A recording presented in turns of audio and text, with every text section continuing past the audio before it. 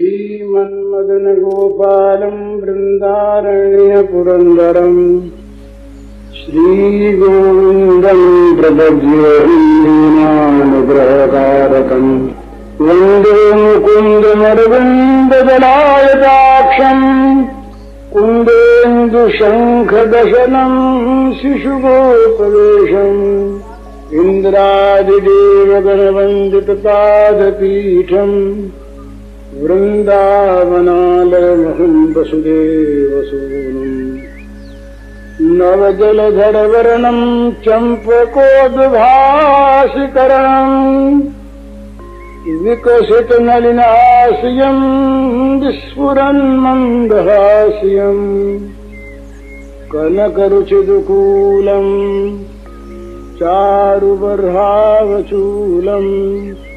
कमपि निखिलसारं नौमि गोपीकुमारम् वंशीविभूषितकरान्नवनीरदाभात् पीताम्बरादरुणबिम्बफलाधरोष्ठात् पूर्णेन्दुसुन्दरमुखात् अरविन्दनेत्रात् कृष्णात् परं किमपि तत्त्वमहं न जाने। ध्यानाभ्यासवशीकृतेन मनसा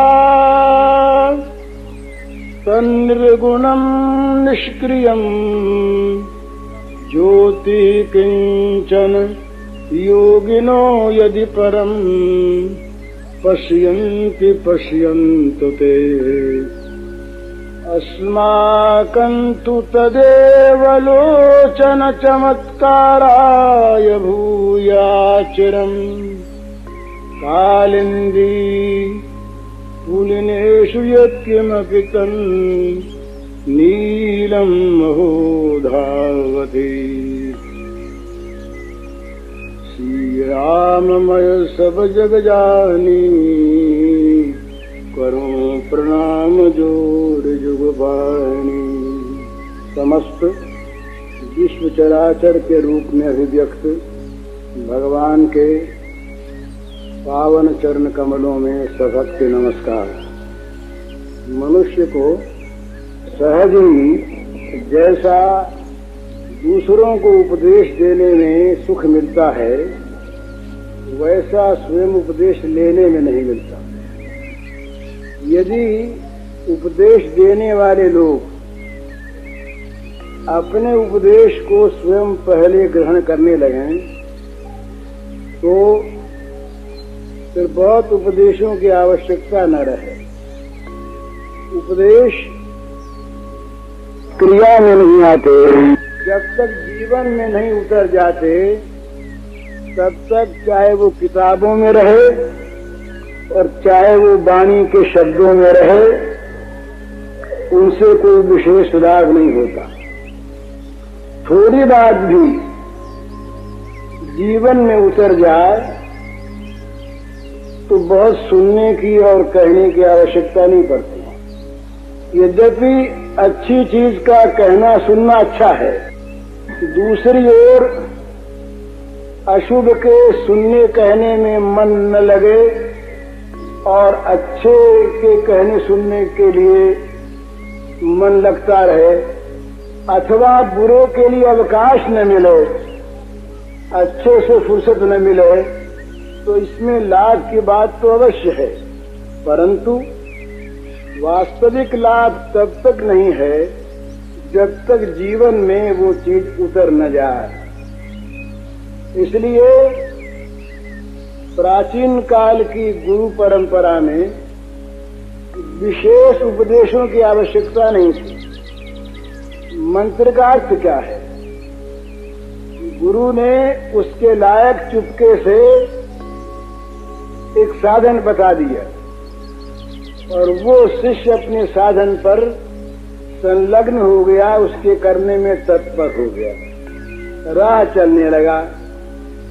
चलेगा वो पहुंच जाएगा, पर जो चलेगा नहीं केवल बात करेगा, बात सुनेगा, तो जैसे बिना खाए पेट नहीं भरता, इसी प्रकार बिना किए कोई सफलता नहीं मिलती।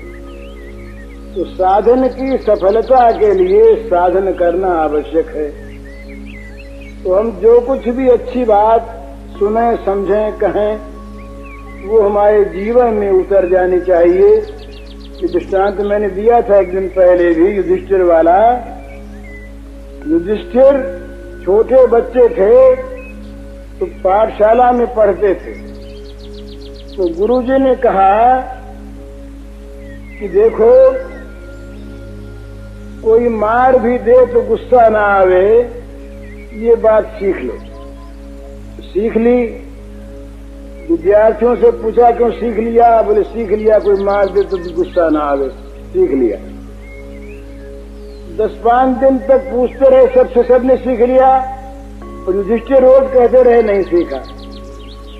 2-3 सप्ताह के बाद युधिष्ठिर से फिर पूछा क्यों सीख गए? बोले नहीं सीखा। तो गुरु जी गुस्सा आ गया, छोटी सी बात सब सीख गई, ये नहीं सीखा। गुरु जी भी सीखे नहीं थे, नहीं तो ऐसा प्रश्न नहीं करते। तो गुरु जी ने गुस्से में आकर के 2-4 बेंत लगा दी। बोला आप सीखे? बोले हाँ आज सीख गया। बोले बेंत लगाने से सीखा ना? ऐसे नहीं सीखा। बोले महाराज बात यही है, आपने कहा था कोई मारे तो गुस्सा ना आवे, तो आज तक किसी ने मारा नहीं, तो गुस्सा आने की परीक्षा कैसे होती, सीखता कैसे? आज आपके मारने पर मैंने अपने मन की ओर देखा तो पता लगा गुस्सा नहीं आया, तो आज सीख गया। तो आज आपसे कहा सीख गया। बस इसी प्रकार से जीवन में बात उतर जाए। हम रोज रोज एक ही बात बहुत सुनते हैं, बहुत कहते हैं, और नई बात आती कहाँ से? उन्हीं बातों को घुमा फिरा करके 1000 बार कह दें। नया तरीका भले ही हो, नई बात कहाँ से आएगी? ब्रह्म सत्य है, जगन मिथ्या है, इसको 1000 बार कह दो, चाहे किसी रूप में कह दो। सर्वत्र भगवान ही भगवान है, किसी रूप में कह दो। भगवान से प्रेम करना चाहिए, किसी रूप में कह दो। बात तो उतनी है, उन्हीं का विस्तार अनेक प्रकार से हो सकता है, परंतु उतनी बातों में से जो बात जिसके जीवन में उतर जाए, वहां युक्तिवाद नहीं होता, उतार ले जीवन में बात। अर्जुन, एक घटना आती है महाभारत में। एक बार ये किसी ब्राह्मण की गाय वो डाकू लोग ले गए। रात का समय था, ब्राह्मण ने आकर पुकार की कि मेरी गाय डाकू ले गए। अर्जुन ने पुकार सुनी। अर्जुन के धनुष बाण थे अंतःपुर में, और अंतःपुर में युधिष्ठिर महाराज उस दिन थे। ये नियम बनाया हुआ था कि जब कोई ये द्रौपदी के 5 पति रहे तो भगवान व्यास ने नियम बना दिया था, सुंदर का इतिहास कह करके, कि भाई जो भाई अंतःपुर में रहे उस भाई के सिवा कोई और भाई अंतःपुर में इन दिनों में चला जाए तो उसको 12 वर्ष का देश निकाला है। तो धनुष्मान थे अंतःपुर में। तो अर्जुन ने सोचा कि अब सामने 2 चीज है, एक और 12 वर्ष का देश निकाला है, तो एक और राजधर्म है, ब्राह्मण की गायों को बचा के लाना है। उन्होंने देश निकाला, अपने मन में स्वीकार किया, नीचे नजर किए, महल में गए, वहां से धनुष बाण लिया, ब्राह्मण की गायों की रक्षा हो गई। युधिष्ठिर को मालूम नहीं, सो रहे थे। तो अर्जुन ने सभा में जा करके कहा युधिष्ठिर से कि महाराज मुझे 12 वर्ष का देश निकाला, मिलना चाहिए। युधिष्ठिर ने कहा कैसा? तुमने कसूर क्या किया, अपराध क्या हुआ? बोले अपराध ये हुआ, मैं रात को नियम भंग करके अंतःपुर में गया, इस काम के लिए धनुष्मान निकालना था और रक्षा करनी थी। तो धर्मराज ने कहा भीष्म, कोई ऐसी बात हुई नहीं। प्रथम तो मैं बड़ा भाई, बड़े भाई के घर में जाना कोई दोष नहीं, और दूसरी बात तुम तो मेरे धर्म रक्षा के लिए गए थे, राज्य की रक्षा करनी थी, तुमने अच्छा काम किया, तुम्हारा कोई दोष नहीं। धर्मराज की इस बात को सुन करके अर्जुन ने कहा कि महाराज, मैंने आपसे यही सीखा है कि किसी बहाने से धर्म का लोप न करो। किसी युक्तिवाद से, कोई युक्ति लगा करके, बहाना लगा करके अपने दोष का समर्थन मत करो, अपने दोष को छुपाओ मत। तो मैं युक्तिवाद से दोष का समर्थन करना नहीं चाहता। अब ये अलग बात है, ये वो कैसा जमाना था, क्यों ब्याह हुआ, क्यों ये नियम बनाया, वो अलग विषय है। लेकिन यहाँ एक बात है कि जो बात हो जीवन में उतर जाए। जब तक जीवन में साधना उतरती नहीं, जब तक जीवन में उपदेश की बात अपनी नहीं उतरती, तब तक उपदेशक का उपदेश व्यर्थ होता है। उपदेशक में 4 बात होनी चाहिए प्रधान, ये समझ लेने की बात है। वो जिस सिद्धांत को कहता हो वो सिद्धांत सच्चा हो, एक बात। दूसरी बात, उस सिद्धांत का वो स्वयं मानने वाला हो। एक सज्जन आए हमारे पास एक दिन, सन्यासी थे, बड़े विद्वान थे। उन्होंने कहा कि बोलिए किस विषय पर कहें आप, ईश्वर का खंडन करें कि मंडन? आप जो चाहो सो कर दें, विद्या हमारे पास है। तो विद्या से खंडन भी कर दें, मंडन भी कर दें। पर हमने कहा सिद्धांत कौन सा? बोले सिद्धांत कोई नहीं, सिद्धांत हमारी विद्या। तो ये ठीक नहीं। जिस सिद्धांत का प्रतिपादन करे वो सिद्धांत वास्तव में सत्य हो। दूसरी बात, स्वयं उस सिद्धांत को वो मानने वाला हो। तीसरे, केवल मानने वाला ना हो, पालने वाला हो। और चौथी बात, उस उपदेश में, सिद्धांत के वर्णन में किसी प्रकार का मान, धन इत्यादि का स्वार्थ न हो। 4 बात उपदेशक में होनी चाहिए, तो उसका उपदेश अपने आप गृहीत होता है। उसको देख करके लोग बात मान लेते हैं। उपदेश पेशा नहीं होता। ये आजकल जो है ना, ये तो उपदेश का प्रवाह बह रहा है, उपदेश की नदी बह रही है। और नदी बह रही है, बस नदी ये तो है, कभी कैसा पानी, कभी कैसा पानी। और ये चीज भी है कि भाई वो उसमें कोई बड़ा महात्मा भी बोले और उसमें कोई कलाकार भी बोले, सदाचारी भी बोले, असदाचारी भी बोले। बोलना आना चाहिए। बोलने का आर्ट जो है, कला, वो होनी चाहिए। फिर बोलने वाला कोई हो, और जिसके पास कला न हो और महात्मा भी हो तो उसकी बात सुनना नहीं चाहते, क्योंकि हम तो कला देखते हैं। पहले हमने देखा इस झाड़ियों में महात्मा रहते थे, उनसे कोई व्याख्यान दिलवाओ तो नहीं बोलना आता उनको, पर उनके एक एक शब्द में उनके जीवन का अनुभव भरा हुआ, उनके एक एक शब्द में तत्व भरा हुआ। तो वो असली चीज, नकली चीज है। तो जहां हम केवल बोलते हैं और करते नहीं, वहां हमारा बोलना वो एक नाट्य होता है। जैसे नाटक में कोई शंकराचार्य का पाठ करे तो वो शंकराचार्य हो जाता। इसी प्रकार से यदि हम केवल बोलना जानते हैं, करना नहीं जानते, बोलना जानते हैं वैसा बनना नहीं जानते, तो हमारा बोलना व्यर्थ है। वो हमारा बोलना एक कला हो सकता है, हमारा बोलना लोग रिझाने की चीज हो सकती है, हमारा बोलना हमारी बोलने की वासना की पूर्ति हो सकती है। जैसे प्यास होती है वैसे बुलास भी होती है, प्यास जैसे होती है वैसे बुलास, बुलास माने बोलने की वासना।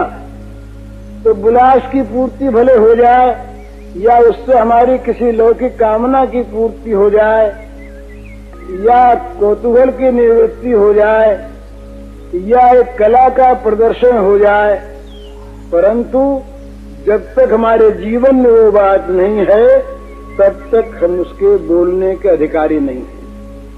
ये पहले हमारे यहाँ बड़ी सुंदर चीज थी, अधिकारी भेद। किस विषय पर कौन कौन बोलने का अधिकारी है। जो जाता कहीं पर गुरु के पास शिष्य तो शिष्य को गुरु देखते कि शिष्य अधिकारी है कि नहीं, और गुरु अगर अधिकारी नहीं होता उस विषय का तो वो कह देता कि भाई इस विषय को मैं नहीं जानता, तुम अमुक ऋषि के पास जाओ, अमुक महात्मा के पास जाओ, वो तुमको इसका उपदेश देंगे, बता देते। स्वयं अधिकारी नहीं मानते अपने को, तब सुनने वाला और कहने वाला एक ही बात में कह देता और एक ही बात में उसका काम बन जाता। अब हम 50 वर्ष सुनते रहें और धारण करने नहीं एक भी बात, काम नहीं मिलता। सुनने के भी और कहने के भी अधिकारी होते थे, बिना अधिकारी के काम नहीं होता। और कम से कम इस साधना के क्षेत्र में, परमार्थ साधना के क्षेत्र में तो अधिकारी भेद की बड़ी भारी आवश्यकता होती है। किस प्रकार का, कौन अधिकारी?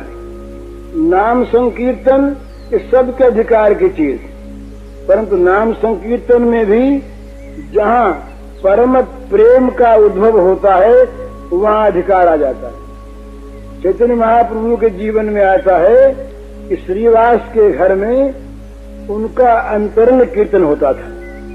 कीर्तन एक तो सामूहिक बाहर, एक अंतरंग कीर्तन जिसमें कुछ प्रेमी गण प्रेम रस में उन्मत्त होकर झूमते हुए अपने आप को भूलकर कीर्तन में मस्त हो जाते थे। एक दिन एक कीर्तन का विरोधी मनुष्य उनके घर में घुस गया और जाकर वो नीचे तख्ते के छिप गया। उस दिन कीर्तन में वो प्रेम रस का उद्भव नहीं हुआ। तब महाप्रभु चैतन्य ने कहा कि कोई विजातीय तत्व है, यहाँ पर कोई विजातीय तत्व है। तो देखा गया तो तख्ते के नीचे एक आदमी सोया हुआ था, लेटा हुआ। पता लग गया कौन है, जो हमेशा कीर्तन का विरोधी था। उसको तो लाभ हुआ, उसके तो मथी पलटी, लेकिन जब तक उसको बाहर नहीं किया गया तब तक प्रेम रस उत्पन्न नहीं हुआ। तो साधना के क्षेत्र में उस दिन मैंने बताया था कि ये खेल नहीं है।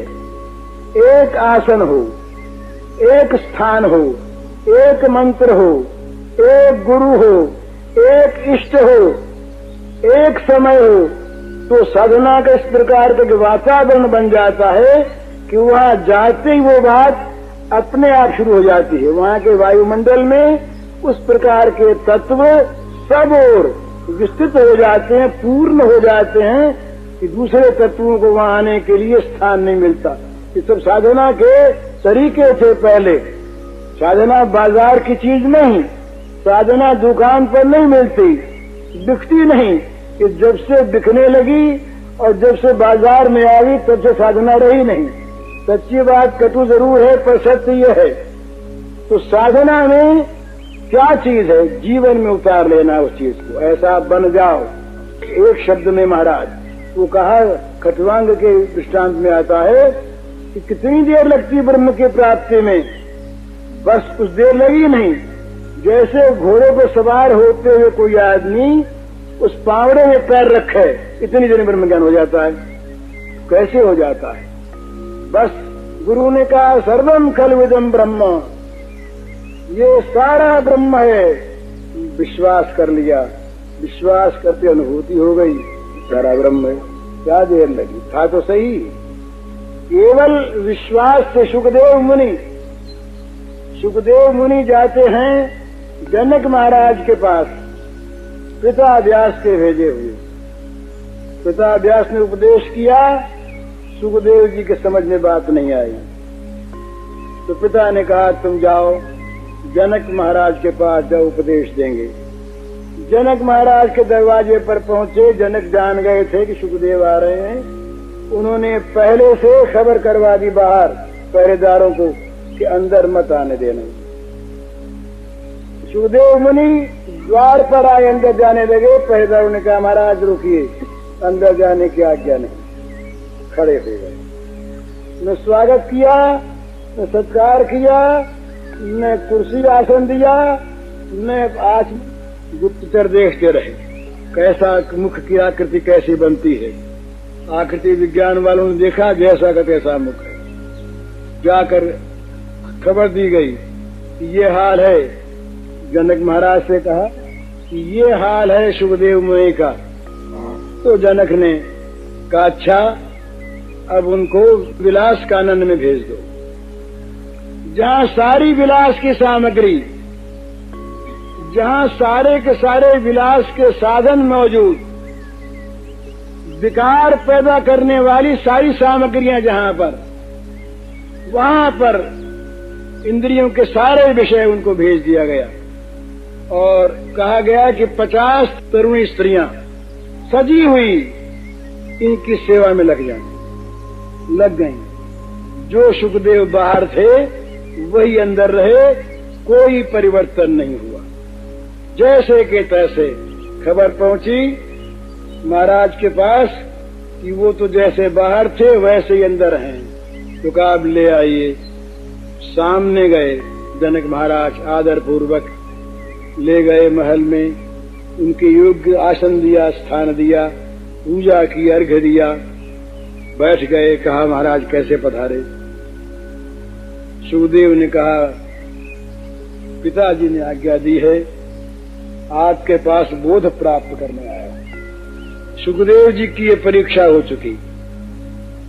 मानापमान तुल्य तुल्यो मित्रारि पक्षयो है। मानापमान वस्तु, ये बड़ी कठिन बात है। जरा सी बात में मान भंग हो जाता हम लोगों का। आज प्रेम से भी, अनजान में भी कहीं अगर कोई जरा सी अपने मन की कल्पना में भी रूक्षता आ जाए तो हमारा अपमान कर दिया, गुरु जी ने अपमान कर दिया, हमारे भाई ने अपमान कर दिया, पिता ने, पति ने अपमान कर दिया, न मालूम क्या क्या अपमान की कल्पना करके मनुष्य दुखी होता है। कितना अपमान। सुखदेव मुनि से ये नहीं कहा गया कि तुम यहाँ बैठो भी, जल पियोगे क्या, हाथ वाथ धोओगे, कुछ नहीं कहा गया। इसे वे महामुनि। और विलास भवन में सारी सामग्रियां उनके लिए विलास के मौजूद। परीक्षा हो गई कि ये केवल मौखिक वेदांती नहीं हैं, ये केवल मौखिक ज्ञानी नहीं हैं, ज्ञान इनके जीवन में उतर आया है। जो ज्ञान का परिणाम होता है वो इनके जीवन में मूर्तिमान है। जनक ने कहा महाराज आप जो ये मानते हैं मुझे बोध नहीं है, ज्ञान नहीं है, इसको छोड़ दीजिए, आप ज्ञानवान हैं। इतना ही आपने जो मान रखा है कि हमें अभी बोध प्राप्त करना अवशेष है, बोध नहीं है, बस यही अबोध है, इसको छोड़ दीजिए, आप बोधमान हैं। छूटा हुआ था ही, तत्काल समझ में आ गई बात। तो जहां जीवन में उतरी हुई चीज होती है वहां तो वो चीज समझ में ठीक आ जाती है तत्काल। और केवल हम कहते हैं, तो मैं सत्य कहता हूं, कई बार मैंने देखा है जब समझाता हूं युक्तियों से युक्ति याद आ जाती है, जब अपने जीवन में देखता हूं तो युक्ति भूली जाती है, नहीं दिखती वो चीज। सत्य बात है। तो इससे कोई लाभ नहीं होता। जीवन में लोगों को समझाने के लिए बहुत चीज चाहिए, अपने समझने के लिए उतनी चाहिए, पर बहुत होकर के भी अगर हम नहीं समझते, अपने को नहीं समझा पाते, अपने जीवन में उस चीज को नहीं उतार पाते, तो हमारा कहना व्यर्थ होता है। इसलिए ये आप लोगों के बाद पीछे मुझे ऐसा लगता है, ऐसा मैं कई बार सोचा करता हूँ, सबकी बात नहीं कहता, अपनी कहता हूँ। मेरे जैसे कहने वालों से आप सुनने वालों में बहुत लोग बहुत अच्छे हैं, ये मुझे विश्वास है। न मालूम आप, जब आप लोगों की मैं किसी की बात सुनता हूँ साधन की, तो मुझे बड़ी प्रसन्नता होती है कि देखो ना ये कैसे लोग हैं, चुपचाप सुनते हैं और चुपचाप कर रहे हैं। और हम लोग इतना बरगलाने वाले लोग और इतना बहकने वाले लोग केवल बहक के रह जाते हैं, कुछ नहीं करते। तो जीवन में चीज उतरनी चाहिए। जब जीवन में चीज उतरे तब जीवन की सच्चाई है। तो जीवन में उतरी हुई चीज उसी प्रकार का जीवन बना देती है। साधन जो है जीवन का स्वरूप बन जाना चाहिए। सत्यवादी कौन? जो मूर्तिमान सत्य हो, जिसको देखते सत्य याद आ जाए, जिसके सामने आने से ये बात हो कि यहाँ मिथ्या नहीं हो सकता, विश्वास अपने आप हो जाए। युधिष्ठिर और इनकी एक बात है दुर्योधन की, महाभारत की नहीं है, अन्यत्र की है। युधिष्ठिर और दुर्योधन के बर्ताव के बाद युद्ध हो चुका, समाप्त हो गया। अब केवल दुर्योधन का वध अवशेष है। दुर्योधन के मरे बिना पांडवों की विजय नहीं हुई। दुर्योधन को वध करने के लिए भीमसेन कृत संकल्प हैं और दुर्योधन बचना चाहते। दुर्योधन गया मां के पास, गांधारी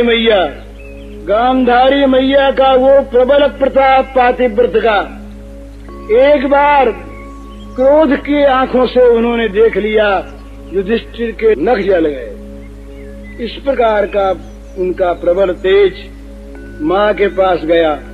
मां ने तो पहले से आशीर्वाद देना बंद कर दिया था।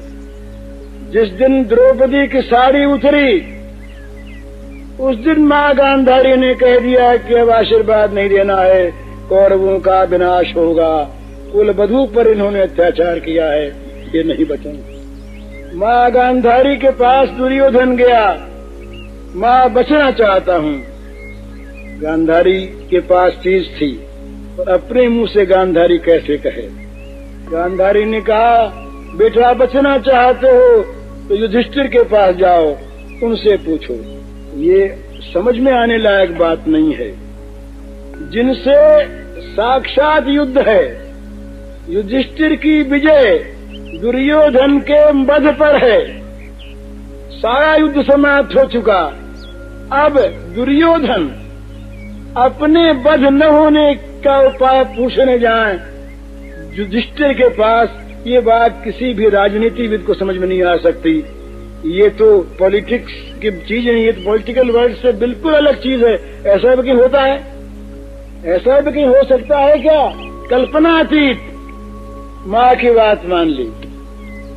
दुर्योधन, निर्भय दुर्योधन पहुंचा युधिष्ठिर के पास।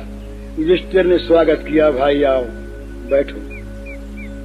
बड़े प्रेम से बैठाया। कहा, बोलो भैया, कुछ काम मेरे लायक, कुछ कहो। तो कहा, भाई आया तो एक काम से हूं। बोले, क्या काम? साफ कह दिए, भीम मुझे मारना चाहता है और मैं बचना चाहता हूं।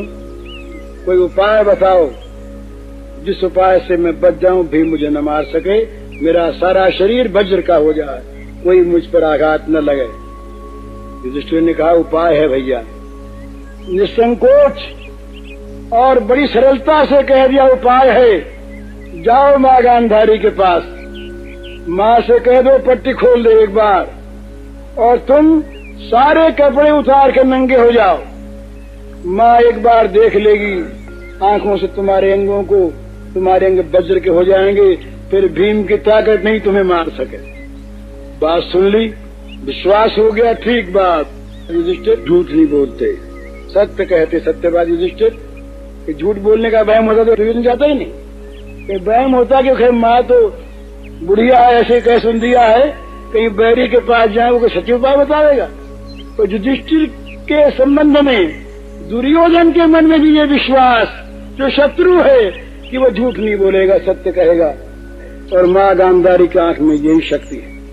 पर दुर्योधन जी, इतने बड़े आप शूर, इतने वीर, आप मृत्यु के भय से इस अवस्था में माँ के सामने नंगे हो जाएंगे? शर्म नहीं आएगी आपको? हाँ, बोले बात तो ठीक कही आपने, बात ठीक कही, तो क्या करें? बोले कोई बात नहीं, कोई बात रहे, रात का भी काम है। बोले कैसे? बोले आप कटी से नीचे और यहाँ तक जिसमें जंघा प्रांत ढक जाए, इतना आप जांघिया पहन लें और फिर चले जाए। कहा ठीक, बात समझ में आ गई। भगवान की माया, मति फिर गई सारी की सारी। वो तो निमित्त मात्रम भव सर्वसाचन। भगवान ने कहा, तुम कौन करने वाले अभिमान करते हो, नहीं करूंगा, नहीं लड़ूंगा, मयि वैते निहता पूर्वमेव निमित्त मात्रम भवसद, मैंने इन सबको मार रखा है।